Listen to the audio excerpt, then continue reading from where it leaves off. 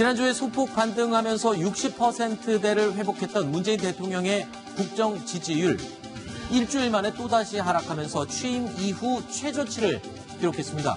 문재인 대통령의 지지율이 56%, 최저치를 기록한 건데 혹시 최근에 논란이 되고 있는 경제정책에 대한 비판적인 여론, 또 이런 게 반영이 된 걸까요? 어떻습니까? 그렇습니다. 사실은 이제 허니문 기간이 이제 끝났다고 봐야 되겠죠. 네. 원래 이제 대통령이 되고 난 다음에 6개월 정도 이제 허니문 기간인데, 사실 그 이후에 국민들이 점점 이제 어떤 면에서 보면 내 삶이 얼마나 달라졌는가. 네. 사실 새로운 대통령이 와서 이런 부분들을 좀 냉철하게 생각하게 됩니다. 근데 지금 최근에 아마 길거리 가보시면 아시겠지만 많은 상가들이 굉장히 비어 있습니다. 네. 그리고 또 보면 실제로 이제 어떤 중산층이라고 하는 저희 비슷한 이런 세대가 보면 최근에 주 52시간제 이후에 첫 월급을 받아보면 임금이 굉장히 줄어든 걸 이제 체험할 수가 있어요. 이제 그러다 보니까 실제로 최저임금과 그다음에 주 52시간 등등으로 해서 실질 소득이 줄어들고 네. 고용률이 많이 지금 급격히 떨어졌지 않습니까? 네. 이런 것들이 실제로 대통령 지지도에 굉장히 직접적인 영향을 미치고 있는 것 같습니다. 그런데 게다가 통계청 발표가 났는데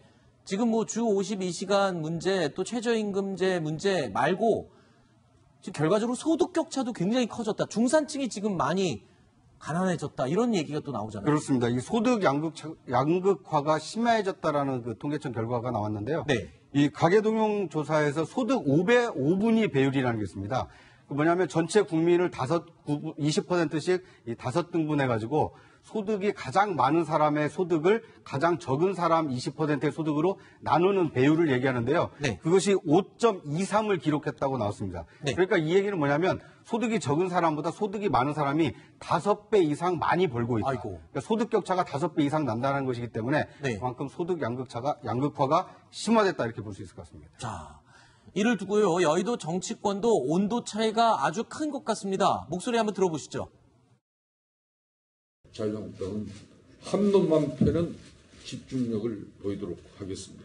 소득주도 성장이 아니라 세금 중독 성장론이 아닐 수 없습니다. 정부가 곡간부로 잔치하고 떡여먹을 국민화하고 있으니 말이에요.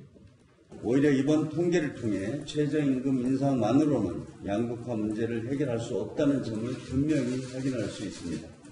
우리 당은 정부와 협력해 취약계층을 위한 일자리도 더 많이 만들겠습니다. 지금 소득 주도 성장론을 두고 폐기를 해라, 유지를 해라. 지금 굉장히 이게 지금 가장 핵심 뜨거운 감자인 것 같습니다. 네. 일단 저는 그래서 이 수치로 일단 보면 네. 사실 이게 명확히 좀 드러나거든요. 왜냐하면 우리가 세금으로 이거 성장하는 데는 한계가 있습니다. 그리고 또 지금 보면 우리가 성장률 자체가 구조적으로 많이 좀 떨어지는 제조업들도 많이 문을 닫고 하는 상황 아니겠습니까? 이제 그런 상황에서 2년 사이에 29%나 우리가 지금 최저임금이 올랐어요. 문제는 최저임금을 지급할 수 있는 회사가 준비가 안 돼 있음에 불구하고 또 그렇게 갑작스럽게 많이 올랐거든요. 또 52시간도 마찬가지입니다. 지금 회사 같은 경우 보면 실제로 그동안 우리가 여러 가지 노동을 해서 또 많은 이제 그 시간의 수당을 통해서 극복을 했는데 문제는 이게 없어져 보니까 실질 소득이 이제 감소를 했어요. 그렇죠. 이번 통계 제일 중요한 게 뭐냐면 중산층 소득이 떨어졌다는 겁니다. 네. 예전 같은 경우는 물론 양극화는 있습니다만은 그러나 어느 버틴가 하는 게 중산층이 탄탄해서 사실 버텨왔던 측면이 있는 것이거든요. 근데 이번에 지금 소득주도 소득의 어떤 평가가 나오면서 제일 중요한 문제는 점점 잘 사는 사람들은 20%는 더 잘 살아지는데 문제는 중산층 이하는 점점 더 소득이 낮아지고 있다는 거죠. 그러니까 집값은 올라가는데 소득은 줄어들고 네. 이런 현상이 점점 심각해지고 있다는 게 지금 현재 어떤 수치로 나타나고 있는 것 같습니다. 자, 우상호 의원은요, 오늘 한 매체와의 인터뷰에서 나경원 의원과 이 정책 실효성이 나타나기 위해서는 시간이 필요하다. 이런 내용을 두고 설전을 벌였습니다. 어떤 내용으로 설전을 벌였는지 들어보시죠. 그럼 박근혜 대통령 때 돈을 잘 벌던 사람들이 지금 문재인 대통령 체제 하에서 갑자기 망한 거냐고요. 아니, 지금 예전 경제정책하고 달라진 게 뭔가 찾아보세요. 최저임금이 급격하게 인상되고 근로시간이 단축된 거. 적어도 1년 지난 다음에 비판을 하시면 내가 이해를 해. 52시간 한 달 만에 경제가 다 망했다는 거예요? 말꼬리 잡지 마시고 저 심각하게 말씀하세요. 소득주도 성장 폐기하십시오. 이거 이렇게 해갖고는요 되지 않습니까? 빈부격차, 임금격차, 소득격차 어떻게 해소해요? 소득격차, 임금격차 더 확대됐다는 것이 나타나지 않았습니까? 아니 그러니까 어떻게 해소해요? 일자리가 더 줄어들지 않았습니까? 지금 얘기했잖아요. 그거 다 하지 말아라.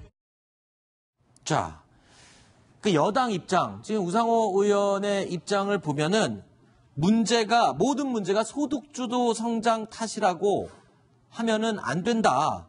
그거는 정략적 비판이다.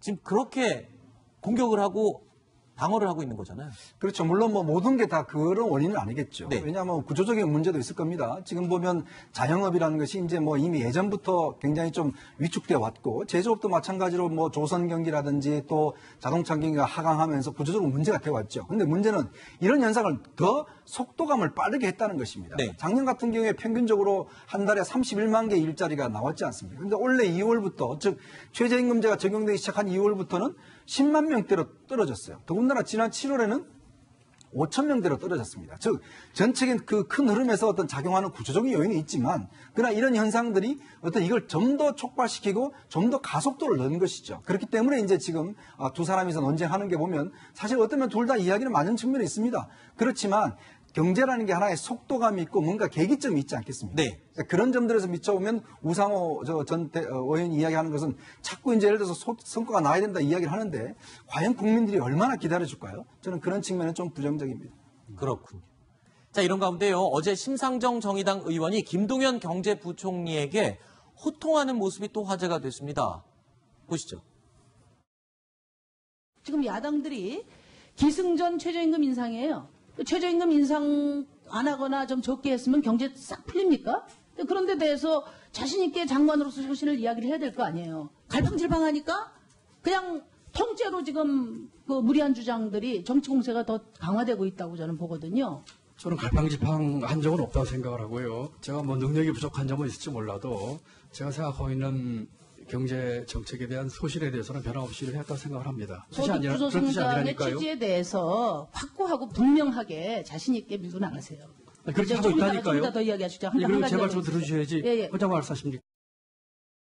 자, 김동연 부총리의 이 반발도 상당했었는데 이런 얘기가 오늘 보도가 나왔어요. 지난 주말에 사실은 김동연 경제부총리가 청와대에 사의 표명을 했었다라는 내용이 보도가 되면서 또 시끄러웠죠. 일단 뭐 청와대에서는 부인을 했습니다만 네. 정황적으로 볼 때는 그럴 가능성이 충분히 있다고 봅니다. 왜냐하면 지난번 이제 그 고용률 결과가 통계청 결과가 나왔을 때 굉장히 충격적이었거든요. 네. 그러면 경제 정책을 지금 책임지고 있는 김동연 부총리는 이 정책을 좀 바꿔야 된다는 이야기를 하는데 반면에 장하성 정책실장은 무슨 소리냐 우리가 계속 그냥 가야 된다라고 이야기를 하고 있지 않습니까? 그런데 궁극적인 경제 정책에 대한 총적인 책임은 김동연 부총리가 지게 돼 있죠. 네. 그런 면에 비춰봤을 때 김동연 부총리는 아마 본인의 거친 문제를 이야기했지 않을까. 지금 좀 전에 심상정 의원의 대응에서 보면 굉장히 사실은 예전과 좀 다르게 그렇죠. 아주 세게 나가고 있는 거 아니겠습니까? 그런 걸로 비춰봤을 때 아마 제가 볼 때는 김동연 부총리가 좀 마음을 비운 게 아닌가. 네. 그리고 어떤 면에서 보면 좀 이제는 뭐 어떤 면에서 보면 좀 이제 자리에 연연하지 않겠다. 네. 이런 것들을 좀 보여주고 있는 것 같습니다. 알겠습니다.